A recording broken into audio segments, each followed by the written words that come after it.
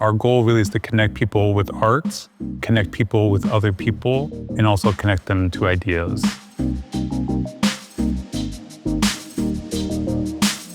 Here at the Bird Art Museum at MSU, we're launching a new series of exhibitions called the Signature Commission Series. We're working with artist Esma Mahmoud.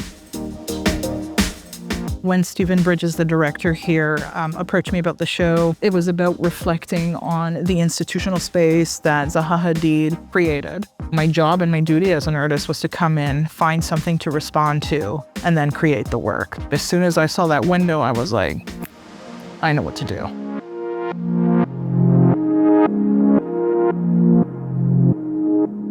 So when I thought about the butterflies, I kind of thought, what a unique space to kind of have them in, to make it kind of feel like the kaleidoscope of the butterflies we were trying to escape through this window.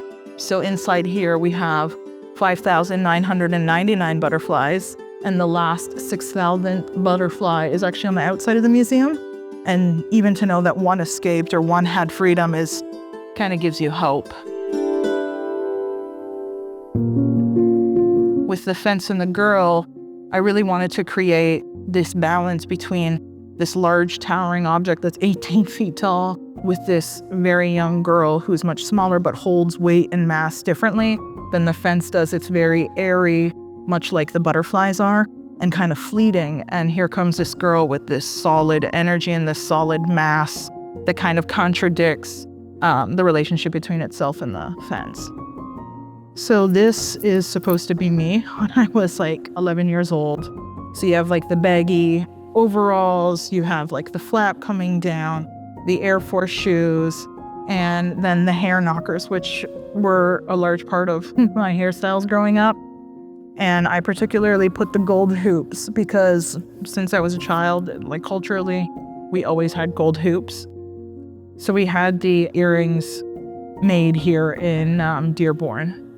Yeah, with Farah Jewelry. I used to go to that jewelry store when I was a kid and living in London, Ontario. We'd cross the border and go gold shopping in Dearborn. And, you know, it was kind of nostalgic for me even to go down back into that area many, many, many years later.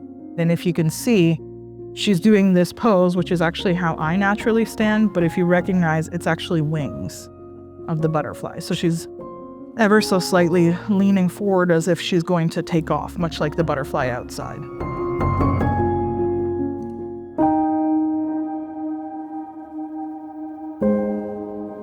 In order to discuss the fence in particular, have to really discuss this small short story. So there was a bear kept in captivity, and the bear had a cage that was 7 by 7 feet.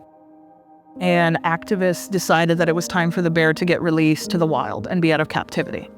Despite being in the wild and free, the bear circulates the same 7 by 7 foot cage in the wild.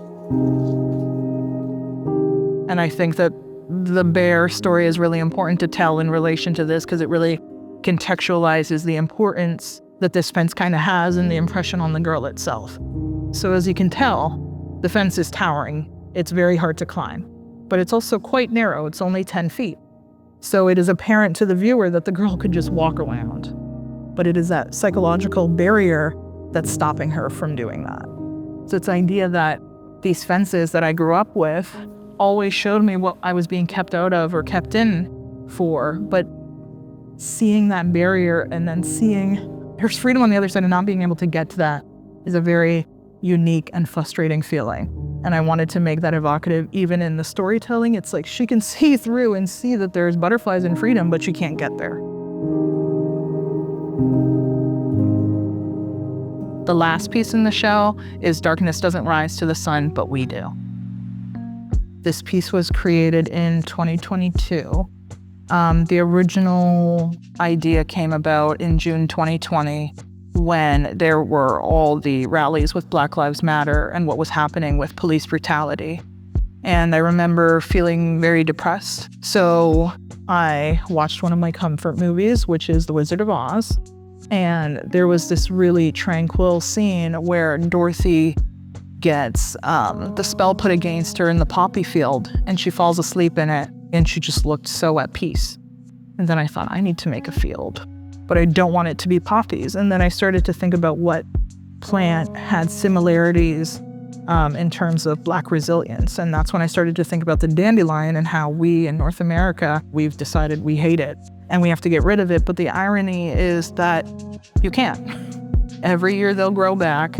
And I saw similarities in terms of like the African diaspora and having to plant seeds in new places, and that the dandelion actually releases its seeds in the wind and it grows wherever.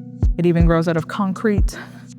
And I really love the parallel of the resilience of the plant with the resilience of Blackness in America. So it's just supposed to be a space for Black people in particular, but anybody, to just kind of chill and not think about the reality of what we go through every single day. This is kind of the first time that I've done storytelling too in my practice. I'm not really a big storyteller. I like to talk about concepts and ideas and start conversations, but rarely do I ever be vulnerable in that way. And this, I felt, was a kind of a real opportunity to tell a story about this young Black girl. And even though it was my personal experience, it's not solely my experience. It's the experience of many young Black girls, but also many women who've been told from the dawn of time that their dreams are too complex, you know? And even in telling this story with this little girl, my hope is that other, little Black girls are gonna come see this and realize that they can get over the fence. They just gotta walk around it.